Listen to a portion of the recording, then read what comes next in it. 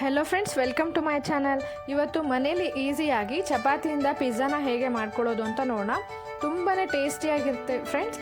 ಮಕ್ಕಳಂತೂ ತುಂಬಾ ಇಷ್ಟಪಟ್ಟು ತಿನ್ನುವಂಥ ಒಂದು ರೆಸಿಪಿ ಇದು ಅಂತಲೇ ಹೇಳ್ಬೋದು. ಒಂದು ಮಿಕ್ಸಿಂಗ್ ಬೌಲ್ನ ತೊಗೊಂಡು ಅದಕ್ಕೆ ವೀಟ್ ಫ್ಲೋರ್ನ ಹಾಕಿ ಈ ರೀತಿ ಸಾಫ್ಟಾಗಿ ಡೋನ ಚಪಾತಿ ಹಿಟ್ಟಿನ ಅದಕ್ಕೆ ಕಲಸಿ ರೆಡಿ ಮಾಡಿ ಇಟ್ಕೊಳ್ಳಿ. ಒಂದು ಹಾಫ್ ಆನ್ ಅವರ್ ಆದಮೇಲೆ ಅದೆಲ್ಲ ಚೆನ್ನಾಗಿ ನೆಂದ್ಕೊಂಡಿರುತ್ತೆ ಹಿಟ್ಟು. ನಿಮಗೆ ಯಾವ ಸೈಜಲ್ಲಿ ಬೇಕೋ ಆ ಸೈಜಲ್ಲಿ ಉಂಡೆಗಳನ್ನು ಮಾಡಿಕೊಂಡು ಚಪಾತಿನ ಲಟ್ಟಿಸ್ಕೊಳ್ಳಿ. ಯೂಶುವಲ್ ಆಗಿ ತವಾ ಮೇಲೆ ಯಾವ ರೀತಿ ಚಪಾತಿನ ಫ್ರೈ ಮಾಡ್ತೀರೋ ಆಯಿಲ್ ಹಾಕಿ ಅದೇ ರೀತಿಯೇ ಚಪಾತಿನ ಫ್ರೈ ಮಾಡ್ಕೊಳ್ಳಿ.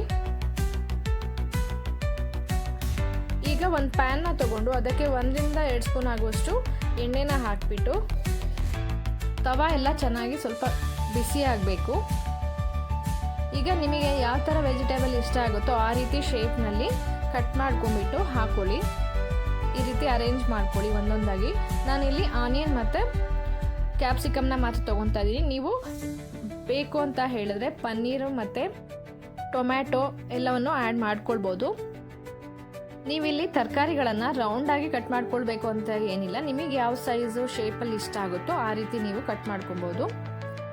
ನಾನು ಈಗ 2 ಮೊಟ್ಟೆನ ಒಡೆದ್ಬಿಟ್ಟು ಚೆನ್ನಾಗಿ ಬೀಟ್ ಮಾಡಿ ಇಟ್ಕೊಂಡಿದ್ದೆ. ಈಗ ಬೀಟನ್ ಎಗ್ಗನ್ನು ತರಕಾರಿ ಮೇಲೆ ದೋಸೆ ಥರ ಹಾಕ್ಕೊಳ್ತಾ ಇದ್ದೀನಿ. ಅದಕ್ಕೆ ಸ್ವಲ್ಪ ಖಾರದ ಪುಡಿನ ಆ್ಯಡ್ ಮಾಡ್ತಾ ಇದ್ದೀನಿ.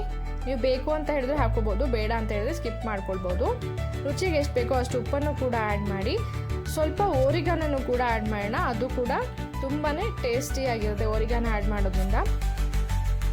ಈಗ ಒಂದು ಚಪಾತಿನ ತೊಗೊಂಡ್ಬಿಟ್ಟು ಅದ್ರ ಮೇಲೆ ಈ ರೀತಿ ಪ್ರೆಸ್ ಮಾಡಿ ಫ್ಲೇಮನ್ನು ಆದಷ್ಟು ಸಿಮ್ಮಲ್ಲೇ ಇಟ್ಕೊಂಡು ಫ್ರೈ ಮಾಡಿ. ಆವಾಗ ಚೆನ್ನಾಗಿ ಕುಕ್ಕಾಗಿ ಚೆನ್ನಾಗಿ ಬರುತ್ತೆ ನೋಡಿ. ಈಗ ಚಪಾತಿನ ಈ ರೀತಿ ಪ್ರೆಸ್ ಮಾಡಿ ಆದಮೇಲೆ ಚಪಾತಿನ ತಿರುಗಿಸ್ಬಿಟ್ಟು ಹಾಕೋಣ.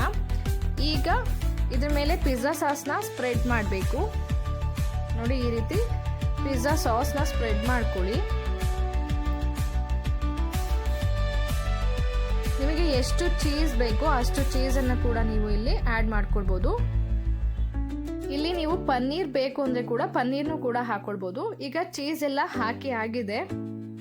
ಸ್ವಲ್ಪ ಓರಿಗಾನನ್ನ ಸ್ಪ್ರಿಂಕಲ್ ಮಾಡಿಬಿಡೋಣ ಮೇಲೆ ನೋಡಿ. ಈಗ ಸಿಮ್ಮಲ್ಲಿನೇ ಕುಕ್ ಮಾಡಬೇಕು. ಅದು ಎಲ್ಲಿವರೆಗೂ ಕುಕ್ ಮಾಡಬೇಕು ಅಂದರೆ ಈ ರೀತಿ ಲಿಡ್ನ ಮುಚ್ಚಿಬಿಟ್ಟು ಆ ಚೀಸ್ ಎಲ್ಲ ಚೆನ್ನಾಗಿ ಮೆಲ್ಟ್ ಆಗಬೇಕು ಅಲ್ಲಿವರೆಗೂ ಚೆನ್ನಾಗಿ ಕುಕ್ ಮಾಡಿ ನೋಡಿ. ಈಗ ಚೀಸ್ ಎಲ್ಲ ಕಂಪ್ಲೀಟಾಗಿ ಮೆಲ್ಟ್ ಆಗಿದೆ.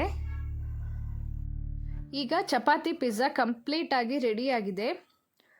ಬಿಸಿ ಇರುವಾಗಲೇ ಸರ್ವ್ ಮಾಡಿ. ತುಂಬಾ ಟೇಸ್ಟಿಯಾಗಿರುತ್ತೆ. ನೀವು ಕೂಡ ಇದೇ ಮೆಥಡ್ನಲ್ಲಿ ಮನೇಲಿ ಒಂದ್ಸರಿ ಟ್ರೈ ಮಾಡಿ. ರೆಸಿಪಿ ಹೇಗೆ ಬಂತು ಅಂತ ಕಮೆಂಟ್ ಬಾಕ್ಸಲ್ಲಿ ಕಮೆಂಟ್ ಮಾಡಿ ತಿಳಿಸಿ.